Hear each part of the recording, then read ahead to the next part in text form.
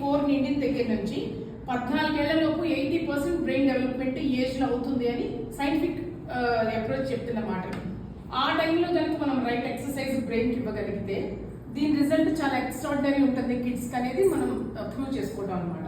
ఇప్పుడు ఒక proper guidance తో బాబు ఎలా చేయగలుగుతాడు అనేది మనం చూద్దాం. Close your eyes, clear the abacus. 5 + 2 again 2 -4 + 3 + 8 + 10.